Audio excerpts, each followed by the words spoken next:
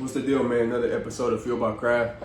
As I'm recording this, yesterday they released the 4 finalists for the Heisman Award winner, which pretty much goes to the player who had the best season in college football this past season. I wanted to make a video pretty much stating the case for all 4 players and giving reasons as to why they deserve to win the award. And at the end of the video, I'll rank 1 through 4 on who I think deserves to win the award. The 2025 Heisman finalists are Jeremiah Love, running back out of Notre Dame. And then we got 3 quarterbacks: Indiana quarterback Fernando Mendoza, Vanderbilt's quarterback Diego Pavia, and Ohio State's quarterback Julian Sain. Just to jump right into it and start off with Fernando Mendoza, his case I think is the classic Heisman profile: best player on the best team. On the season, Fernando Mendoza is representing the Big Ten. He has 2,980 passing yards, 33 passing touchdowns to go along with a 71% completion percentage. Mainly a pocket quarterback, but can use his legs and improvise when need be. His QBR of 88.5 ranks top 3 nationally, so he's efficient, mistake-free, and clutch. He just had a huge win over #1 Ohio State, who were undefeated at the time.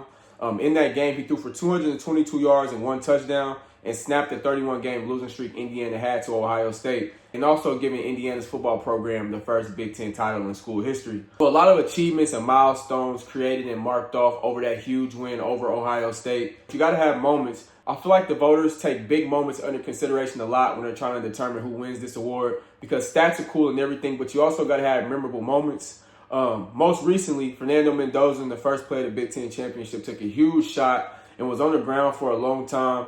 His little brother had to come in and play 1 snap. His little brother is the backup for that school as well. And it just didn't look too good, but he fought, got back out there with his team, and ended up winning the Big Ten championship. And he's also got the story, man. He lost his scholarship at Cal. He is a transfer.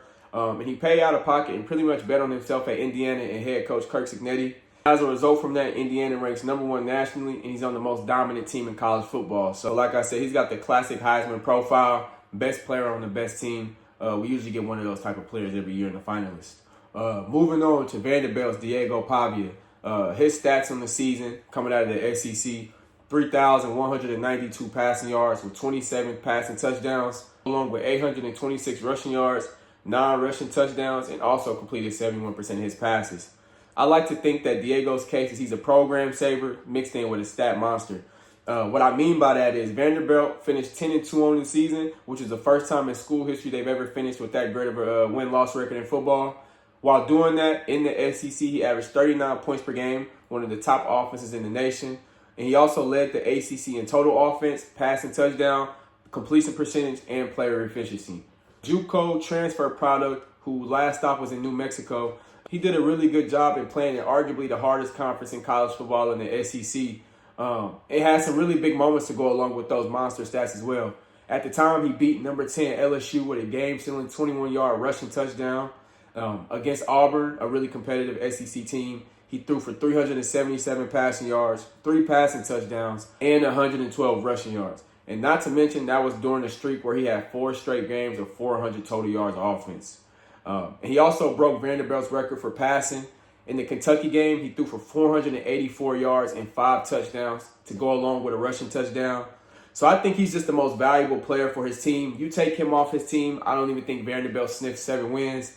He takes some of these other guys off their teams. I still believe they could be potential playoff competitors. Not to knock any of these guys, but like I said, just to make a case as to why Diego Pavia should win it. If you believe in value and the value of a player, Diego Pavia is no doubt the most valuable player out of these 4. And now Vanderbilt has a 5-star quarterback commit, which I don't even know when was the last time, if they've ever had a 5-star quarterback commit to Vanderbilt. So Diego Pavia's influence, the energy he brings. All right, my bad. Had some technical difficulties. I apologize. I'm going to try to run through this a little bit quicker just because I think I'm running out of storage. So that's the case I've got for Diego Pavia. Moving on to quarterback out of Ohio State, Julian Sain, also representing the Big Ten. He has on the season 3,323 passing yards to go along with 31 touchdowns. And he's completing 78% of his passes. First-year starter with historic efficiency, blue blood quarterback. I think that's his case. Versus Michigan, he had 233 yards, 3 touchdowns, which is a big rivalry game that's played annually if you guys aren't familiar with it. And he also led the nation in 300-yard, 3 TD games, which he had 5 of those. And 11 of his 31 touchdowns came from 30-plus yards. He's super explosive and he makes a lot of explosive plays. I don't think it's talked about enough that he's completing 78% of his passes. If I'm not mistaken, Bo Nix is the current holder of that record at 77%. But I think even by the time he did that, he was a lot older in his career, or a lot further along in his career. So for a first-year starter at a blue blood program to be this efficient and to be playing at this level as a first-year starter, I sound like a broken record, but who's playing the quarterback position better than him? So if we just take away wins and losses and things like that, I don't think anybody's playing the position better than Julian Sain. Rounding off the 4 finalists, we've got Jeremiah Love, running back out of Notre Dame. With 199 carries this year, Love has 1,372 rushing yards to go along with 27 catches for 280 receiving yards and 3 touchdowns catching the ball. He has 18 rushing touchdowns if I didn't mention that. At 6.9 yards per carry on high volume, that's super impressive. And honestly, if we're just looking at pound for pound, each player in college football, he has to be one of the most NFL-ready guys already. Top 5 nationally in total touchdowns and scoring.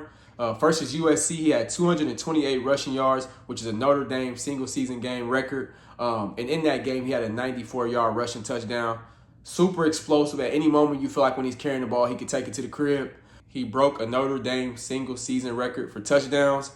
He's also a Walter Camp Player of the Year finalist and also a Doak Walker Player of the Year finalist as well. I talked about moments. If you look at that Pitt game, he had a spin move, man. If y'all remember when Saquon Barkley hurdled that dude, not that it was to the same degree as that, but it was just as impressive, and in the moment, left a lot of guys in awe. And he did it on the road too, man. Jeremiah Love, in my opinion, is a 3-down workhorse with a complete skill set. He's forced over 130 missed tackles this year. So not only is he explosive, a 3-down workhorse, but he's hard to bring down. So he really has the ability to take anything that he has to the crib, whether that be catching the pass or running the ball. If you just mix in the elite speed with the 130 missed tackles, he's just really hard to bring down. And a lot of quarterbacks love receivers with a strong receiving ability, which Jeremiah Love does have that.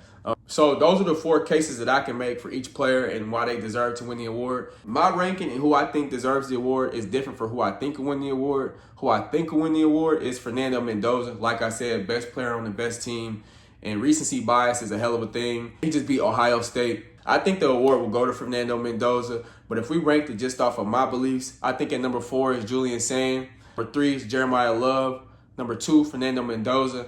And I personally think Diego Pavia should win the award. I favor value, and I can't help but to think what a guy like Diego Pavia would be doing on these other teams if he was playing with a bunch of NFL guys like Indiana's team or Ohio State's team who has multiple NFL guys on both sides of the ball.